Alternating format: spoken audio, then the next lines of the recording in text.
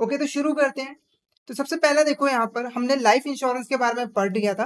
आज हम general insurance के बारे में पढ़ेंगे। तो जनरल इंश्योरेंस क्या होता है? सिंपली जनरल इंश्योरेंस को मतलब कि ऐसा इंश्योरेंस जो कि लाइफ इंश्योरेंस नहीं है, उसको हम यहाँ पर जनरल इंश्योरेंस कहते हैं। यानी कि जब हम किसी पर्सन की लाइफ पे छोड़ के, ठीक है, एक्सेप्ट किसी पर्सन की लाइफ को छोड़ के बाकी चीज़ों का जब हम इंश्योरेंस करवाते हैं तो वो हमारा कहलाता है जनरल इंश्योरेंस। एग्जाम्पल जैसे हमने अपनी कार का जो है इंश्योरेंस करवा लिया, हमने अपने घर का इंश्योरेंस करवा लिया, ये सारे ही हमारे किस में आते हैं? जनरल इंश्योरेंस की कैटेगरी में आते हैं। तो एक एक करके हम यहाँ पर देखते हैं कि जनरल इंश्योरेंस में हमारी कौन कौन से इंश्योरेंस होती है। तो पहली जो इंपॉर्टेंट इंश्योरेंस है हमारी, वो है हेल्थ इंश्योरेंस। ठीक है, पहली जो हमारी इंपॉर्टेंट इंश्योरेंस है वो क्या है? Health insurance. नाम से आपको पता लग रहा होगा, इस इंश्योरेंस में हम क्या इंश्योर करवाते हैं? अपनी हेल्थ।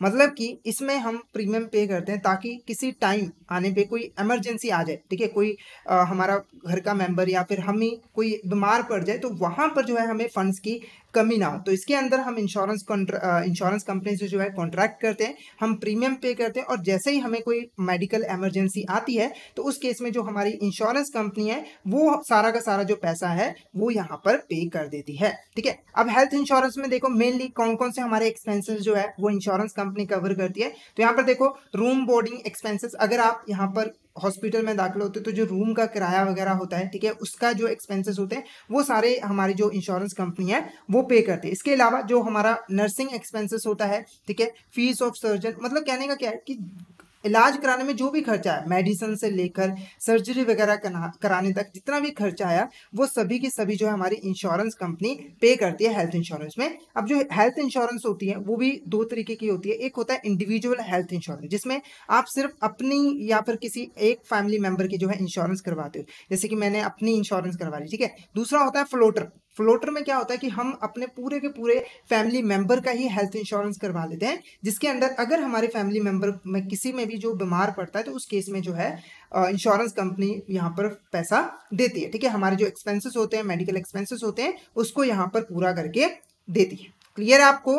नेक्स्ट देखो ट्रैवल इंश्योरेंस। ठीक है, अब जो हेल्थ इंश्योरेंस है वो तो मस्ट है। आप लोगों को पता है कि आज के ज़माने में जो हमारा बीमारियों का दौर चल रहा है उसमें हेल्थ इंश्योरेंस करवानी तो बहुत ही ज़रूरी है। हर इंडिविजुअल पर्सन के लिए हेल्थ इंश्योरेंस ज़रूरी है। ठीक है, नेक्स्ट देखो हमारा क्या है? Travel insurance. अब ट्रैवल इंश्योरेंस नाम से आपको पता लग रहा है कि हम समय समय जो है ट्रैवल करते रहते हैं। ठीक है, जैसे हम कभी हवाई जहाज़ में ट्रैवल करते हैं, ट्रेन में ट्रैवल करते हैं। तो यहाँ पर देखो ट्रैवल इंश्योरेंस में क्या होता है कि ट्रैवल के दौरान जो हमारे साथ जो फाइनेंशियल लॉसेस हमें हो सकते हैं उसके अगेंस्ट हम जो है इंश्योरेंस करवाते हैं। ठीक है, तो travel insurance offers insurance protection, इसमें भी हमें इंश्योरेंस प्रोटेक्शन मिलती है to the policy holder while on travel, जब वो ट्रैवल कर रहा है। अब ट्रैवल में किस चीज़ से यहाँ पर हमें जो है प्रोटेक्शन मिल सकती है? सबसे पहले देखो एक्सीडेंट से।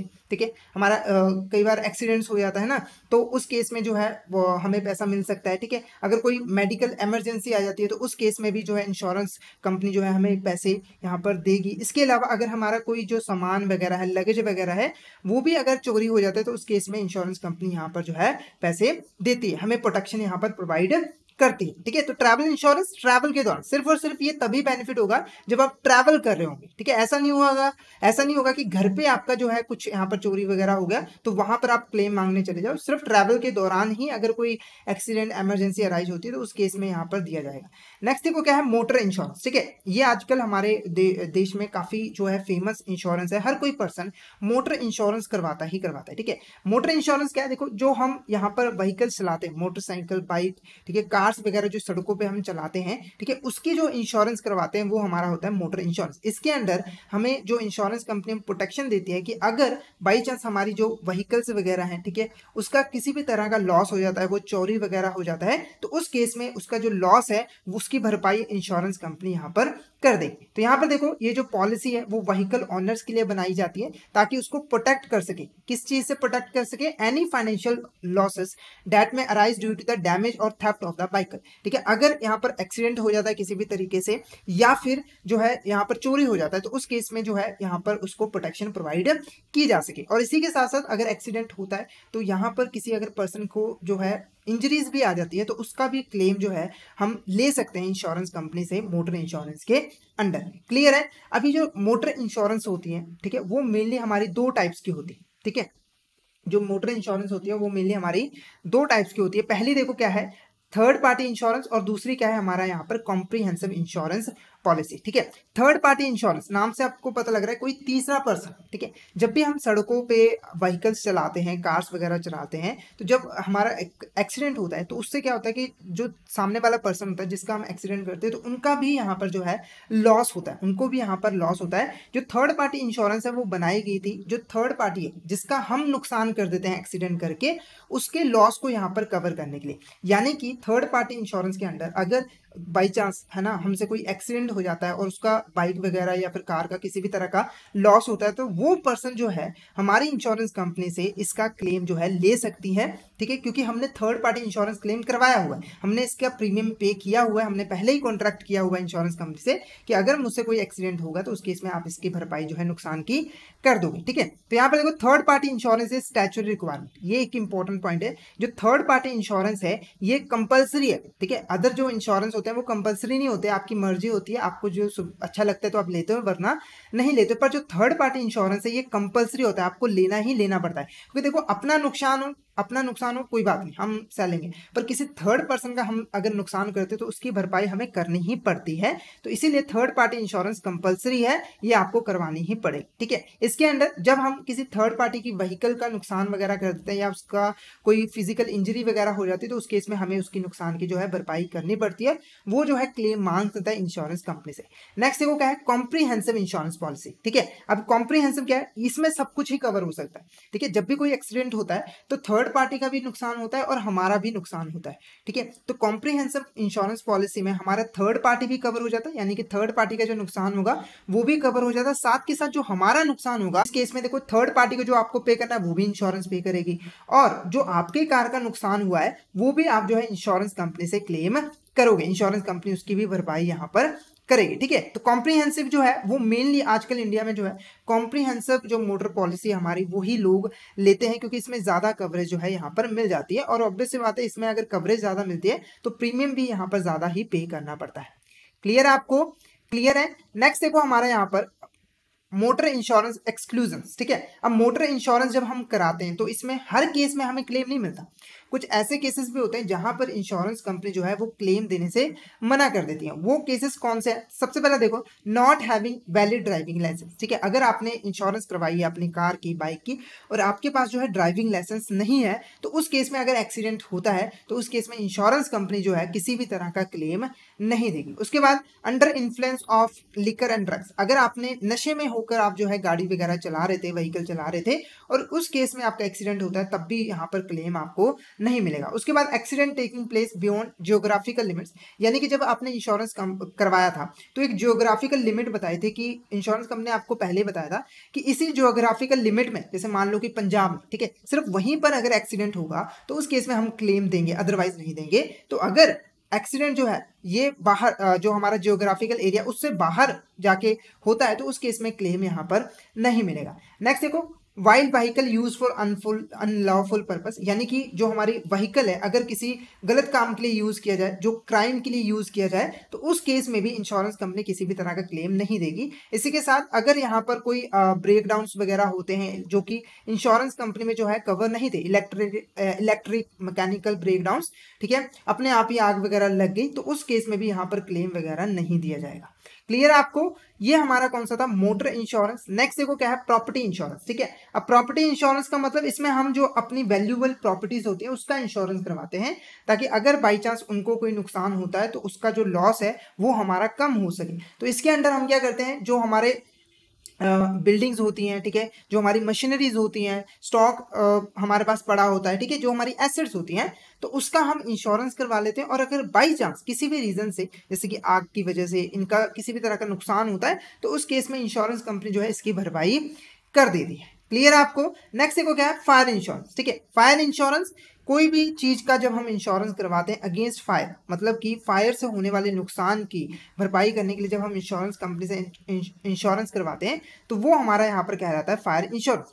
इसके अंदर चाहे कोई भी हमारी प्रॉपर्टी हो, ठीक है, चाहे कोई भी हमारी एसेट हो, ठीक है, उसका अगर आग की वजह से नुकसान होता है, आग लगने की वजह से उसका नुकसान होता है, तो उस केस में जो है इंश्योरेंस कंपनी हमें यहाँ पर क्लेम देती है। तो यहाँ पर देखो fire insurance policy refer protection, ये हमें प्रोटेक्शन प्रोवाइड करती है अगेंस्ट एनी अनफोर्सिन लॉस और डैमेज और to destruction of property due to fire. ठीक है, कोई भी अगर हमारी एसेट का लॉस होता है फायर की वजह से तो वहां पर हमें जो है क्लेम मिल जाता है। और आजकल जो है जो बिजनेसमैन होते हैं वो फायर इंश्योरेंस जरूर करवाते हैं, क्योंकि देखो इलेक्ट्रिक का काम रहता है, आग लगने के चांसेस यहाँ पर रहते हैं, तो इसी केस में जो बिजनेसमैन है वो फायर इंश्योरेंस यहाँ पर जरूर ही कराते हैं। नेक्स्ट हो गया है बर्गलरी इंश्योरेंस। ठीक है, बर्गलरी का मतलब होता है यहाँ पे चोरी वगैरह करने। ठीक है, अनऑथराइज तरीके से किसी का सामान जो है यहाँ पर चोरी करना। ठीक है, तो इस केस में देखो हम क्या करते हैं, जो भी हमारे पास वैल्यूएबल सामान होता है जैसे कि हमारी ज्वेलरी हो गई, ठीक है, हमारे जो वैल्यूएबल एसेट्स हैं उसको उसकी हम इंश्योरेंस करवा लेते हैं। और अगर किसी केस में उनकी चोरी होती है, ठीक है, अगर कोई पर्सन उनके घर में घुस के वो सारा सामान जो है जबरदस्ती चोरी कर लेता है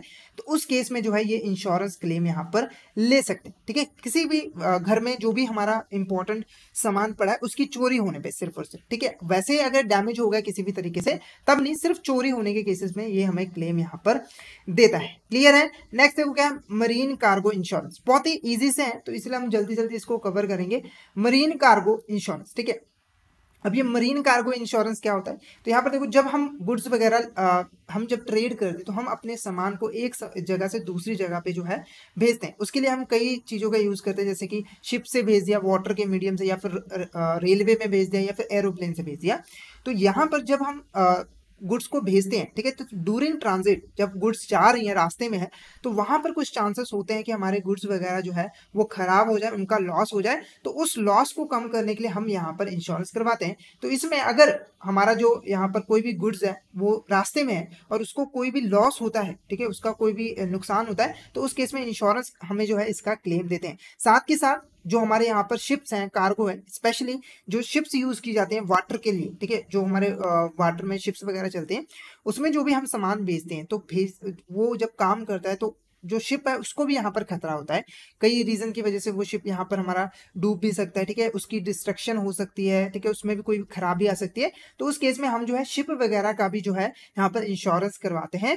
ठीक है, वो हमारा यहाँ पर क्या कहलाता है, मरीन कार्गो इंश्योरेंस। ठीक है, तो हम अपनी गुड्स वगैरह जो देखो ये जो शिप जा रही है ना, जो पानी में शिप जा रही है, हम उस शिप का पूरे का ही इंश्योरेंस करवाते हैं। मतलब शिप का भी इंश्योरेंस है, उसमें जो सामान पड़ा है उसका भी हम इंश्योरेंस करवाते हैं। तो साथ में हम उसको क्या कह देते हैं, मरीन कार्गो इंश्योरेंस। नेक्स्ट देखो क्या है, ग्रुप इंश्योरेंस स्कीम। ठीक है, अब ये ग्रुप इंश्योरेंस स्कीम क्या है, तो इस स्कीम के अंडर जो इंश्योरेंस कंपनीज है वो क्या करती है, मल्टीपल पर्संस को एक ही पॉलिसी के अंडर जो है लाइफ इंश्योरेंस प्रोवाइड कर देती है। ठीक है, जैसे मान लो कि कंपनी ने क्या किया, एक ही to a number of person, ठीक है, number of person under a single policy, एक सिंगल पॉलिसी के अंदर नंबर ऑफ पर्सन को यहाँ पर लाइफ कवर जो है वो प्रोवाइड किया जाता है। और इसे हम कहते क्या है यहाँ पर, मास्टर पॉलिसी। तो ये आपने नाम याद रखना है, ग्रुप इंश्योरेंस पॉलिसी को हम मास्टर पॉलिसी भी यहाँ पर कहते हैं। क्लियर है। नेक्स्ट देखो क्या है, माइक्रो इंश्योरेंस। ठीक है, अब देखो ये जो इंश्योरेंस सर्विसेज प्रोवाइड की जाती है, इंश्योरेंस पॉलिसीज प्रोवाइड की जाती है, तो ये जो बड़ी बड़ी इंश्योरेंस कंपनी होती है वो जनरली जो है हर देश के कोने कोने में नहीं पहुंच पाती। ज़्यादातर जो हमारे एरियाज हैं जैसे रूरल एरियाज हैं वहाँ पर इंश्योरेंस की जो सर्विसेज है वो नहीं पहुंच पाती, लोग इंश्योरेंस पॉलिसी जो है नहीं खरीद पाते। ठीक है, तो इस चीज़ को दूर करने के लिए माइक्रो फाइनेंस का कॉन्सेप्ट यहाँ पर ले आएगा। ठीक है, सॉरी, माइक्रो इंश्योरेंस का कॉन्सेप्ट यहाँ पर ले आएगा। इसका मेन काम क्या था, जो रूरल एरियाज हैं जहां पर इंश्योरेंस की सर्विसेज नहीं पहुंच रही है वहां पर जो है यहाँ पर इंश्योरेंस प्रोवाइड की जाए ताकि लोग जो है यहाँ पर फाइनेंशियल सर्विसेज का हेल्प ले सके और इंश्योरेंस पॉलिसी कर सके और अपने लॉस को यहाँ पर खत्म कर सके। क्लियर है। तो यहाँ पर देखो माइक्रो फाइनेंस को यहाँ पर डिफाइन किया हमारा IRDA है, जो कि हमारे इंश्योरेंस सेक्टर पूरे को यहाँ पर रेगुलेट करता है। ठीक है, तो यहाँ पर देखो IRDA micro insurance regulation 2005 defines micro insurance policy as a general और लाइफ इंश्योरेंस पॉलिसी।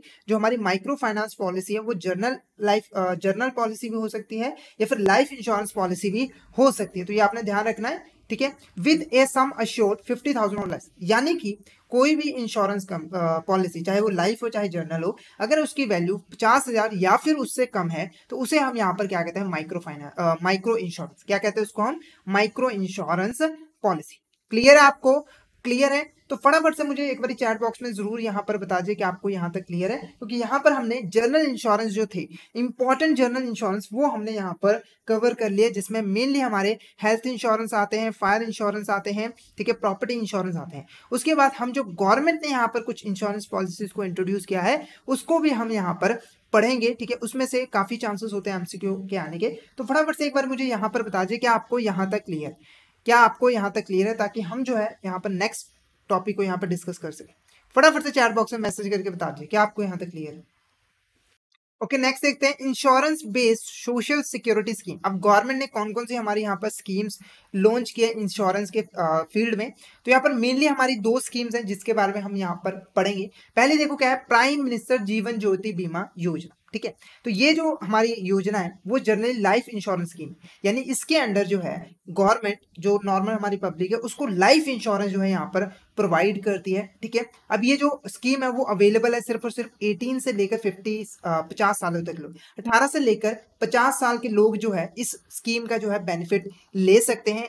50 साल से ज्यादा और 18 साल से कम लोग इसका बेनिफिट नहीं ले सकते, ठीक है। अब देखो इस स्कीम का बेनिफिट लेने के लिए जो भी पर्सन इस स्कीम का बेनिफिट लेना चाहता है उसका एक बैंक अकाउंट होना जरूरी है, चाहे वो बैंक में हो या फिर पोस्ट ऑफिस अकाउंट में हो, एक सेविंग अकाउंट होना जरूरी है। क्योंकि देखो जो भी हम प्रीमियम पे करते हैं तो इस स्कीम के अंडर जो प्रीमियम होता है वो हम अपने आप ही हमारे जो अकाउंट है उसमें से डेबिट हो जाता है, ठीक है, वो अपने आप ही यहाँ से डेबिट हो जाता है। तो इसीलिए इस स्कीम का बेनिफिट लेने के लिए हमारे पास एक बैंक अकाउंट होना जरूरी है। तो ये आपने यहाँ पर ध्यान रखना, ऑटो डेबिट जो भी हम प्रीमियम पे करते हैं वो ऑटो डेबिट जो है यहाँ से हो जाता है हमारे अकाउंट में से, ठीक है। नेक्स्ट देखो यहाँ पर रिस्क कवरेज। अब हमें कवरेज क्या मिलती है, मतलब कि जो हम इंश्योरेंस करवाते हैं उसमें हमें कितना यहाँ पर पैसा मिलता है। तो यहाँ पर देखो कवरेज जो है वो पूरे 2 लाख की होती है, ठीक है। अगर इस केस में किसी कोई पर्सन अगर इस स्कीम में एनरोल करता है तो अगर यहाँ पर जो उसकी डेथ हो जाती है तो उस केस में उसको जो है 2 लाख रुपए तक का यहाँ पर कवर मिलता है। अब ये जो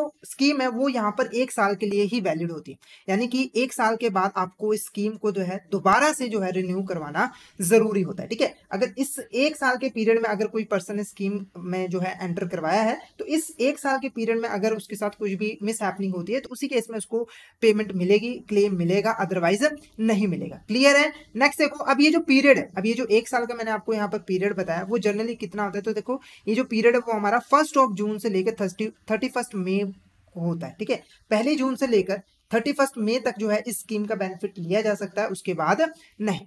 क्लियर है। नेक्स्ट देखो ये मैंने पॉइंट आपको ऑलरेडी बता दिया कि अगर इस केस में जो पर्सन है उसकी अगर डेथ होती है तो उसी केस में आपको उसको जो है पैसा मिलेगा, अदरवाइज नहीं मिलेगा, ठीक है। अब इसमें प्रीमियम कितना पे करना पड़ता है, तो पर एनम आपको इसको जो है 436 जो है पैसा यहाँ पर पे करना पड़ता है। क्लियर है।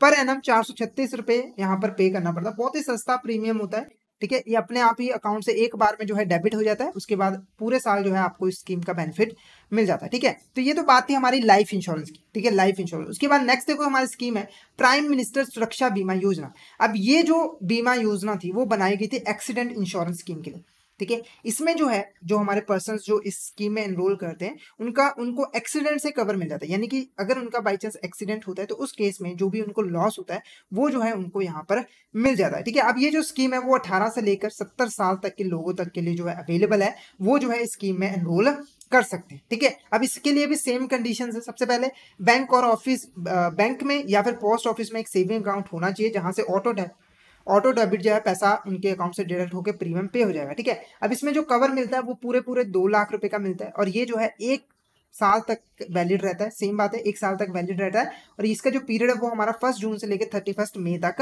होता है, ठीक है। अब इसमें थोड़ा सा यहाँ पे चेंज है, पहले में क्या था कि 2 लाख रुपए पूरे मिलेंगे, पर इसमें थोड़ा सा चेंज है। देखो अगर किसी पर्सन की एक्सीडेंट में डेथ हो जाती है या फिर फुल डिसेबल हो जाता है, ठीक है, पूरी तरीके से डिसेबल हो जाता है, तो उस केस में ही उसको सिर्फ यहाँ पर 2 लाख रुपए का कवर मिलेगा। अब फुल डिसेबिलिटी का मतलब अगर किसी पर्सन ने यहाँ पर अपनी दोनों आंखें, दोनों लेग्स या फिर दोनों आर्म्स जो है यहाँ पर खो दिए तो उस केस में उसको जो है फुल डिसेबिलिटी माना जाएगा और उसको जो है 2 लाख रुपए का यहाँ पर कवर मिलेगा।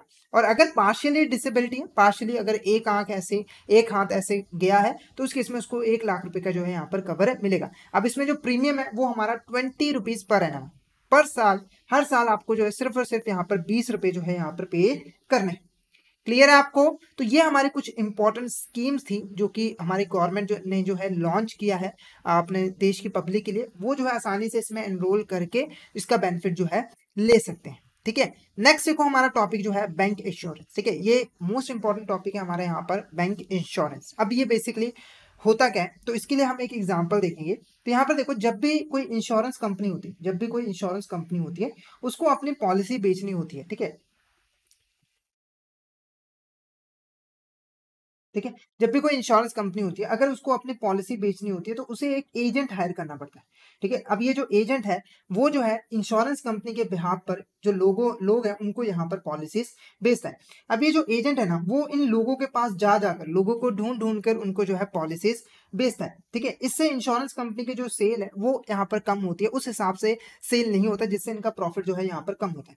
तो इंश्योरेंस कंपनी ने सोचा कि ऐसे में ना हमें डिफिकल्टी हो रही है, मतलब पीपल को देख देख के उसके पास जा जाके पॉलिसीज बेचने के लिए कोई ऐसा एक ऐसा पर्सन ढूंढो जहां पर हमें पहले से ही बहुत सारे कस्टमर मिल जाए और आसानी से हम बैठे बिठाए अपनी पॉलिसीज को यहाँ पर बेच सकते। ठीक है। तो इंश्योरेंस कंपनी ने यहाँ पर ढूंढा कि बैंक एक ऐसी एंटिटी है जहां पर बैंक के पास बहुत सारे कस्टमर जो है ऑलरेडी होते हैं, वो जो है बैंक में आते हैं और बैंकिंग सर्विसेज लेते हैं। ठीक है। तो इंश्योरेंस कंपनी ने सोचा कि मैं एजेंट को हायर कर रहा हूँ, इससे अच्छा मैं क्या करूँ, बैंक को ही हायर कर लेता हूँ, क्योंकि इसके पास पहले से ही बहुत ज्यादा कस्टमर है और बैंक जो है मेरे बिहाफ पर इंश्योरेंस जो पॉलिसीज है वो ज्यादा यहाँ पर बेच पाएगा। तो यहाँ पर देखो इंश्योरेंस कंपनी ने बैंक के पास अप्रोच किया और उससे बोला कि आप एक काम करो, आपके पास बहुत सारे कस्टमर पहले से है, आप हमारे बिहाफ पर हमारे इंश्योरेंस पॉलिसी बेचो और उसके अगेंस्ट आपको जो है हम एक फीस पे करेंगे, एक कमीशन यहाँ पर पे करेंगे, जिससे एक तो क्या होगा कि आपकी जो सर्विसेज हैं वो बढ़ जाएंगी। मतलब कि आप अभी सिर्फ बैंकिंग सर्विसेज प्रोवाइड कर रहे हो पर आप इंश्योरेंस भी प्रोवाइड करने लग जाओगे, जिससे जो आपका कस्टमर है ठीक है उसका सेटिस्फेक्शन इंक्रीज होगा, क्योंकि आप एक ही जगह पे ज्यादा सर्विसेज उसको यहाँ पर प्रोवाइड कर रहे हो। ठीक है। साथ के साथ आपकी इनकम भी इंक्रीज होगी और हमारी सेल्स बढ़ेगी, दोनों का ही यहाँ पर फायदा। तो ये बैंक कहता बिल्कुल ठीक बात है। ठीक है। बैंक कहता ठीक है। तो इंश्योरेंस कंपनी और बैंक ने मिलकर टाई अप करके ठीक है एक ऐसा मैकेनिज्म बनाया जिसके अंडर इंश्योरेंस कंपनी जो है बैंक को हायर करती है और बैंक जो है इंश्योरेंस कंपनी के बिहाफ पर उसकी इंश्योरेंस पॉलिसीज को बेचता है और उसको उसके बदले में उसको यहाँ पर कमीशन मिलता है। क्लियर है। इसी को हम यहाँ पर क्या कहते हैं, बैंक इंश्योरेंस। बैंक इंश्योरेंस जो नाम है वो इन्हीं दो वर्ड से मिलकर बना है, एक हमारा बैंक, दूसरा है इंश्योरेंस, दोनों मिलकर यहाँ पर काम करते हैं। तो यहाँ पर देखो बैंक इंश्योरेंस इज अरेंजमेंट, ये एक अरेंजमेंट है between a bank and insurance company, जिसकी हेल्प से जो इंश्योरेंस कंपनी है वो अपनी पॉलिसीज को बैंक के कस्टमर को इजिली यहाँ पर सेल आउट कर पाती है, जिससे जो बैंक्स है वो एडिशनल रेवेन्यू जनरेट कर पाती है। इंटरेस्ट इनकम के अलावा उसको और भी यहाँ पर जो है रेवेन्यू मिल पाती है और साथ के साथ उसके जो कस्टमर का सेटिस्फेक्शन है वो भी यहाँ पर इंक्रीज होता है और कस्टमर उनके लॉयल जो है यहाँ पर बनते हैं। क्लियर है आपको? क्लियर है। नेक्स्ट देखो अब बैंक इंश्योरेंस इन इंडिया। ठीक है। अब इंडिया में बैंक इंश्योरेंस कब स्टार्ट हुआ, तो यहाँ पर देखो आप लोग को पता है जो बैंक है उसके ऊपर कुछ रिस्ट्रिक्शंस होती हैं, वो कुछ लिमिटेड एक्टिविटीज ही परफॉर्म कर सकता है। ठीक है। जैसे कि डिपॉजिट एक्सेप्ट करना, लोन देना, है ना। तो और इसके अलावा जैसे और एक एग्जांपल बताऊं कि जो बैंकिंग होती है वो ट्रेड नहीं कर सकती, गुड्स को बना के बेच नहीं सकती, है ना। तो ऐसे ही जो इंश्योरेंस कंपनी, जो इंश्योरेंस बिजनेस था वो भी बैंक यहाँ पर परफॉर्म नहीं कर सकते थे। पर यहाँ पर अगस्त 2000 में जो गवर्नमेंट ऑफ इंडिया ने अपने नोटिफिकेशन में इंश्योरेंस कंपनी को अलाउ कर दिया, सॉरी बैंकिंग कंपनी को अलाउ कर दिया कि अब जो है वो भी इंश्योरेंस कंपनी को जो है कंडक्ट कर सकते हैं, इंश्योरेंस सर्विसेज जो है प्रोवाइड करा सकते हैं। तो अगस्त 2000 से हमारे देश में बैंक इंश्योरेंस की यहाँ पर शुरुआत हुई, जब यहाँ पर बैंक्स भी इंश्योरेंस सर्विसेज प्रोवाइड करने लग गए। क्लियर है आपको? क्लियर है। अब देखो कोई भी बैंक अगर बैंक इंश्योरेंस सर्विसेज प्रोवाइड करना चाहती है, अगर इंश्योरेंस की सर्विसेज प्रोवाइड करना चाहती है तो उसे आरबीआई से अप्रूवल लेना जरूरी है, और जब आरबीआई अप्रूवल देगा तो उसको वो कुछ कंडीशंस फुलफिल करनी उसके लिए जरूरी होती है। वो कंडीशन अगर फुलफिल होगी तभी यहाँ पर जो है हमारा उसको अप्रूवल मिलेगा और वो इंश्योरेंस सर्विसेज प्रोवाइड की जा सकेगी। ठीक है। सबसे पहला देखो कंडीशन क्या है कि कोई भी शेड्यूल्ड कमर्शियल बैंक, ठीक है, शेड्यूल्ड कमर्शियल बैंक वो जो है इंश्योरेंस बिजनेस को कंडक्ट कर सकता है as a agent of insurance company, यानी कि वो सिर्फ और सिर्फ इंश्योरेंस कंपनी का जो है एजेंट बन के यहाँ पे इंश्योरेंस सर्विसेज प्रोवाइड कर सकता है विदाउट एनी रिस्क पार्टिसिपेशन, यानी कि वो कोई किसी भी तरह का रिस्क जो है यहाँ पर नहीं लेगा, सिर्फ उसको इंश्योरेंस कंपनी प्रोडक्ट देगा, वो सेल करेगा, सेल हुई तो भी ठीक, नहीं हुई तो भी ठीक, बैंक को इसमें किसी भी तरह का यहाँ पर रिस्ट्रिक्शन लॉस नहीं होना चाहिए। ठीक है। नेक्स्ट देखो अगर बैंक की कोई सब्सिडरी है, ठीक है, अगर कोई बैंक की सब्सिडरी है तो वो भी जो है एजेंसी के रूप में इंश्योरेंस प्रोडक्ट यहाँ पर सेल कर सकते हैं। ठीक है। वो भी सिर्फ और सिर्फ एजेंसी के रूप में, रिस्क शेयर नहीं करेगी। ठीक है, तो यहाँ पर जो हमारा स्कोप होता है वो एक लिमिटेड स्कोप होता है, मतलब इसमें ज्यादा बैंकों को ज्यादा बेनिफिट नहीं होता। तो इस चीज को दूर करने के लिए यहाँ पर ज्वाइंट वेंचर कंपनी का कॉन्सेप्ट लाया गया, जिसके अंडर जो बैंक्स हैं, जो इंश्योरेंस कंपनी है, वो आपस में मिलकर एक कंपनी बनाएगी, ज्वाइंट वेंचर बनाएगी, जो और वो साथ में मिलकर जो है यहाँ पर कैपिटल भी कंट्रीब्यूट करेंगे, इक्विटी भी होल्डिंग होगी उनकी, और वो जो है इंश्योरेंस प्रोडक्ट बेचेंगे और जो प्रॉफिट होगा वो इक्वली उनमें जो है यहाँ पर डिवाइड होगा। तो ज्वाइंट वेंचर कंपनी में इंश्योरेंस कंपनी और बैंकिंग कंपनी साथ में मिलकर इंश्योरेंस कंपनी बनाते हैं और वो जो है इंश्योरेंस पॉलिसी को सेल करते हैं। और इसमें जो है बैंक भी रिस्क बेयर करता है, इसमें हमारी जो बैंक है वो भी रिस्क बेयर करता है। क्लियर है? नेक्स्ट देखो बैंक इंश्योरेंस मॉडल। ठीक है, अब कई तरह के बैंक इंश्योरेंस मॉडल्स होते हैं, जैसे कि मैंने आपको बताया कि बैंक जो है एजेंट के रूप में भी काम कर सकता है, ज्वाइंट वेंचर भी स्टैब्लिश कर सकता है। तो उसके हिसाब से मेनली यहाँ पर जो है हमारे 4 मॉडल्स हो सकते हैं, जिसके अकॉर्डिंग जो है बैंक जो है वो इंश्योरेंस सर्विसेज प्रोवाइड कर सकता है। पहले देखो क्या है, corporate agency model. Corporate agency model, इसमें देखो क्या होता है, जनरली जो बैंक है वो एक एजेंट के तरीके से काम करता है इंश्योरेंस कंपनी के लिए। वो इंश्योरेंस कंपनी के बिहाफ पर इंश्योरेंस पॉलिसी बेचता है, ठीक है, और उस पर उसको एक कमीशन मिलता है। जैसे एग्जांपल के लिए यहाँ पर देखो एक बैंक है, ठीक है, यहाँ पर बैंक है, ठीक है, और एक यहाँ पर हमारी ए इंश्योरेंस कंपनी है। तो इंश्योरेंस कंपनी ने इसको बोला कि आप जो है हमारी पॉलिसीज बेचो, आप हमारी यहाँ पर पॉलिसीज बेचो और उसके ऊपर हम जो है आपको 2% का कमीशन देंगे, ठीक है, हर पॉलिसी पे। तो बैंक अब क्या करता है, अपने एम्प्लॉय को बिठा के, जो उसके एम्प्लॉयज हैं उसको कहता है कि आप फटाफट से इसकी पॉलिसीज बेचो और इसके ऊपर हमें कमीशन मिलना है। तो ये हमारा मॉडल कौन सा होता है, कॉर्पोरेट एजेंसी मॉडल, जिसमें बैंक अपने एम्प्लॉयज का यूज करके इंश्योरेंस पॉलिसी बेच रहा है। ठीक है, नेक्स्ट देखो क्या है, रेफरल बिजनेस। ठीक है, रेफरल बिजनेस। अब रेफरल बिजनेस क्या होता है, तो देखो इसमें क्या था कि जो बैंक्स थे अपने एम्प्लॉयज, ठीक है, जिसको वो सैलरी पे करते हैं, जो कि उन्होंने बैंकिंग काम को करने के लिए रखे थे, उनका यूज करके इंश्योरेंस पॉलिसी बेचता है। ठीक है, तो इस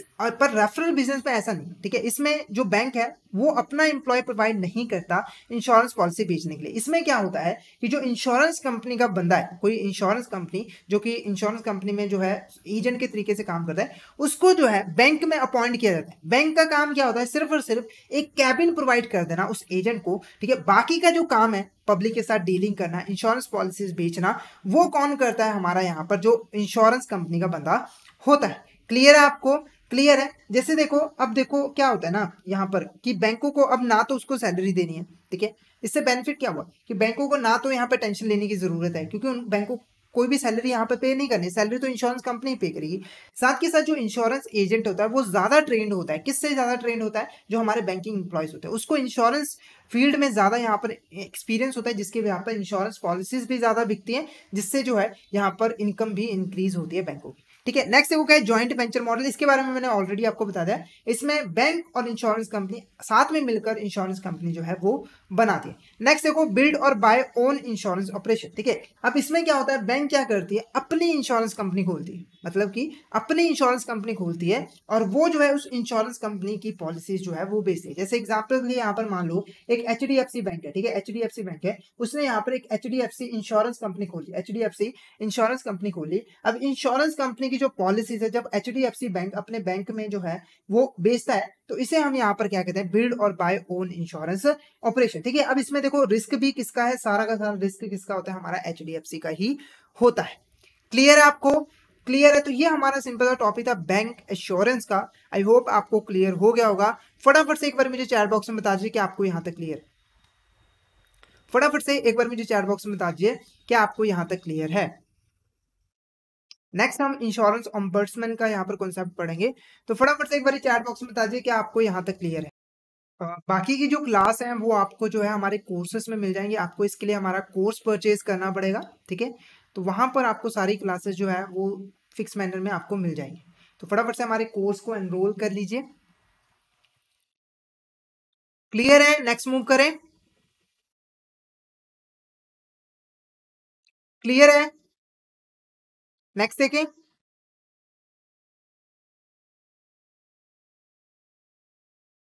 ओके, नेक्स्ट एक तो हमारा इंश्योरेंस ऑम्बर्ट्समैन स्कीम। अब ये क्या होता है, तो सबसे पहले एक स्टोरी यहाँ पर हम देखते हैं।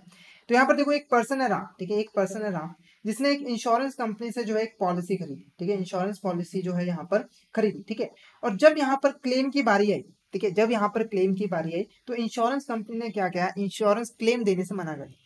ठीक है, वो कहती है कि हम इस पे हमारा क्लेम बनता नहीं, हम क्लेम यहाँ पर नहीं देंगे। ठीक है, तो अब जो राम है, ठीक है, उसने पहले इंश्योरेंस कंपनी को ही यहाँ पर बोला कि देखो ऐसे ऐसे टर्म एंड कंडीशन थी, अभी ऐसा हो गया तो आप हमें जो है क्लेम क्यों नहीं दे रहे। ठीक है, इंश्योरेंस कंपनी इसकी बात सुनने को तैयार ही नहीं। ठीक है, ये बार बार कहे जा रहा है कि देखो भाई ऐसे ऐसे हुआ था, मैंने इतना प्रीमियम पे किया, मेरा क्लेम दो। ये इंश्योरेंस कंपनी यहाँ पर बात को सुन ही नहीं रहा है। ठीक है, तो इस केस में अब देखो जो राम है उसके पास एक ऑप्शन बच जाती है कोर्ट की। ठीक है, वो कहाँ जा सकता है, यहाँ पर कोर्ट में, और जो है इस इंश्योरेंस की शिकायत कर सकता है। पर आप लोगों को पता है कि कोर्ट में अगर मामला जाता है तो बहुत सालों तक यहाँ पर मामला चलता ही रहता है, डेट पे डेट यहाँ पर मिलती रहती है। तो इस प्रॉब्लम को सॉल्व करने के लिए यहाँ पर इंश्योरेंस ओम्बड्समैन स्कीम जो है इंट्रोड्यूस किया गया था। इसके अंडर ठीक है, अगर अगर कोई यहाँ पर जो इंश्योरेंस पॉलिसी होल्डर और इंश्योरेंस कंपनी के बीच में किसी भी तरह का जो है विवाद होता है, किसी भी तरह का कंफ्लिक्ट होता है, लड़ाई झगड़ा होता है इंश्योरेंस क्लेम से रिलेटेड, प्रीमियम से रिलेटेड, तो उस केस में जो है जो पॉलिसी होल्डर है वो जो है इंश्योरेंस ओम्बड्समैन के पास यहाँ पर जा सकता है और वो जो है इसकी बात सुनेगा और इसके ऊपर फैसला सुनाएगा। ठीक है, तो इंश्योरेंस ओम्बड्समैन स्कीम एक ऐसी स्कीम हुई जहां पर जो हमारे पॉलिसी होल्डर है वो अपनी शिकायत लेके जा सकते हैं इंश्योरेंस कंपनी के खिलाफ कि वो हमारा यहाँ पर क्लेम नहीं दे रही। अब जो इंश्योरेंस ओम्बड्समैन स्कीम है वो मेनली हमारी होती है इंडिविजुअल पॉलिसी होल्डर्स के लिए। ये आपने ध्यान रखना है, ये जो पॉलिसी होती है किसके लिए होती है, हमारे इंडिविजुअल पॉलिसी होल्डर। इसके अंडर जो इंडिविजुअल पॉलिसी होल्डर है वही सिर्फ इंश्योरेंस ओम्बड्समैन के अंडर जाके शिकायत कर सकते हैं। ठीक है, अब इसको क्रिएट कितने किया था, तो हमारी जो गवर्नमेंट है, गवर्नमेंट ऑफ इंडिया, उसने यहाँ पर इस इंश्योरेंस ओम्बड्समैन स्कीम को जो है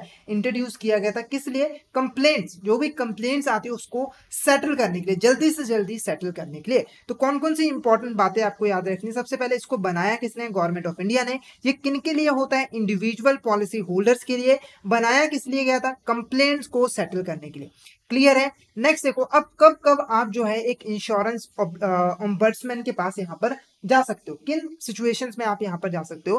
तो यहाँ पर देखो, जब भी आपको इंश्योरेंस ओम्बड्समैन के पास जाना है तो सबसे पहले आपको जो है अपनी इंश्योरेंस कंपनी में जो है कंप्लेंट दर्ज करवानी पड़ेगी। यानी कि पहले आप इंश्योरेंस कंपनी में कंप्लेंट करवाओगे, अगर वो आपकी बात नहीं सुनता है तो उस केस में आप इंश्योरेंस ओम्बड्समैन के पास यहाँ पर जा सकते हो।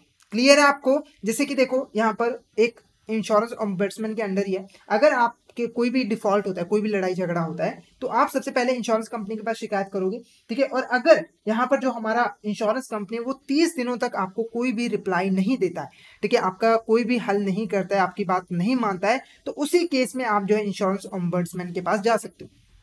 तो दो कंडीशन होनी फुलफिल होनी जरूरी है। पहली, आपने इंश्योरेंस कंपनी के पास जाके शिकायत दर्ज की हो। दूसरी, उसने आपकी बात नहीं सुनी हो और 30 दिनों तक यहाँ पर नहीं सुनी हो, तभी आप यहाँ पर जा सकते हो।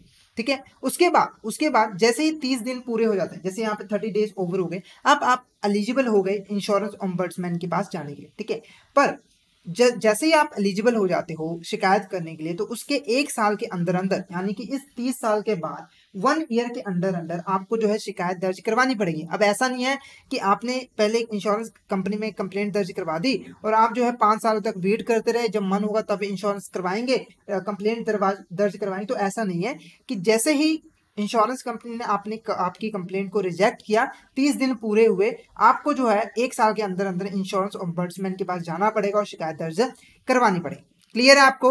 उसके बाद next, the complaint is not made later than यहाँ पर the same complaint should not be pending in court. यानी कि अगर कोई आपने जो है आपका कंफ्लिक्ट हुआ था इंश्योरेंस कंपनी के साथ, ठीक है, और आपने जो है जाके कोर्ट में जाके जो है यहाँ पर एफआईआर दर्ज कर दी, मतलब कि कोर्ट में जाके मुकदमा दायर कर दिया।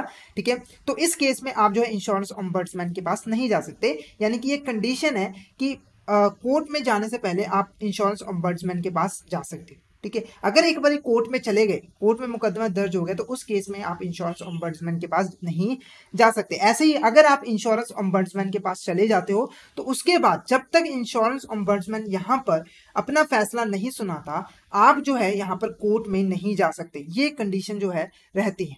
क्लियर है आपको। नेक्स्ट देखो, the value of the claim. ठीक है, अब देखो, अगर आपका जो क्लेम की वैल्यू है वो सिर्फ और सिर्फ 30 लाख है, मतलब 30 लाख से एक्सीड नहीं करती है, तो उसी केस में आप इंश्योरेंस ओम्बड्समैन के अंडर जा सकते हो। ये एक इंपॉर्टेंट पॉइंट है कि इंश्योरेंस ओम्बड्समैन वही कंप्लेंट्स सुनता है जिसका जो इंश्योरेंस क्लेम की अमाउंट होती है वो जो है 30 लाख के इक्वल होती है, उससे ज्यादा नहीं होती। तो इन कंडीशंस में आप जो है इंश्योरेंस ओम्बड्समैन स्कीम के पास जा सकते हो। ठीक है, अब बात करते हैं कब कब आप जा सकते हो, यानी कि किस प्रॉब्लम पे, मतलब किस कॉन्फ्लिक्ट पे आप जो है इंश्योरेंस ओम्बड्समैन के पास जा सकते हो।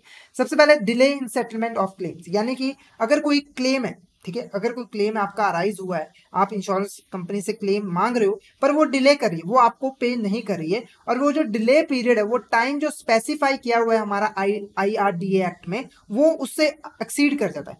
यानी कि अगर डिले हो रही है तो इसका मतलब ये नहीं है कि आप सीधा जाके शिकायत कर दोगे।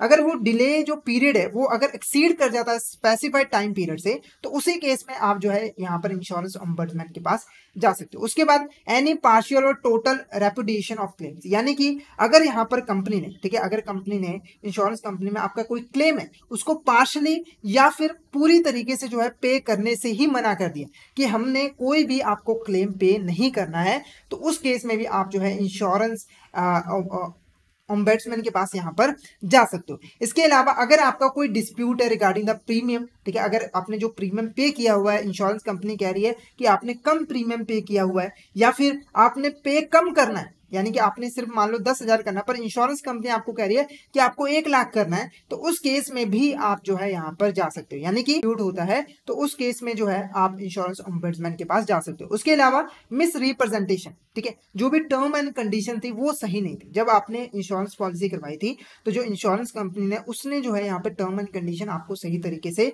नहीं बताई थी, ठीक है, गलत टर्म एंड कंडीशन बताई थी, जिससे आपको जो है बाद में क्लेम नहीं मिल पा रहा, तो इसकी भी आप कंप्लेंट यहाँ पर कर सकते हो। नेक्स्ट देखो, issuance of policy which not conformity, यानी कि जब आपने पॉलिसी ली थी तो जो आपने टर्म एंड कंडीशन रखी थी कि हमें इस टर्म एंड कंडीशन के अकॉर्डिंग पॉलिसी चाहिए, जो आपको पॉलिसी इशू हुई है वो उस टर्म एंड कंडीशन के हिसाब से नहीं हुए। जैसे एग्जांपल के आपने पॉलिसी ली थी कि आप जो है पर मंथ जो है 10,000 रुपये प्रीमियम पे करोगे, ठीक है, आपने ये टर्म एंड कंडीशन रखी थी, और आपको जो है बाद में 5 लाख रुपए का यहाँ पर कवर मिलेगा, ठीक है, 5 लाख रुपए का यहाँ पर कवर मिलेगा, पर आपको ये ऐसा नहीं हुआ। आपको जो पॉलिसी इशू हुई उसमें जो आपको कवर मिल रहा है वो सिर्फ और यहाँ पर हमारा 3 लाख रुपए का मिल रहा है, और प्रीमियम जो है आपसे 12,000 वसूला जा रहा है पर मंथ, तो इस केस में भी आप जो है यहाँ पर शिकायत कर सकते हो। क्लियर है। नेक्स्ट देखो, non issuance of insurance policy, अगर आपने प्रीमियम पे कर दिया, किसी भी तरह का प्रीमियम आपने पे कर दिया, पर आपको जो है इंश्योरेंस कंपनी इंश्योरेंस दे ही नहीं रही, आपसे प्रीमियम लेती जा रही है पर आपको इंश्योरेंस पॉलिसी प्रोवाइड ही नहीं कर रही है, तो उस केस में भी आप जो है इंश्योरेंस ओम्बड्समैन के पास जा सकते हो। ये कुछ हमारे इंपॉर्टेंट रीजंस हैं जिनकी अगर ये चीज किसी के साथ होती है तो वो जो है इंश्योरेंस ओम्बड्समैन के पास यहाँ पर जा सकता है। क्लियर है आपको? क्लियर है सॉरी, क्लियर है आपको? फटाफट से एक बार चैट बॉक्स में बता दीजिए कि आपको यहाँ तक क्लियर है। फटाफट से यहाँ पर चैट बॉक्स में बता दीजिए कि आपको यहाँ तक क्लियर है।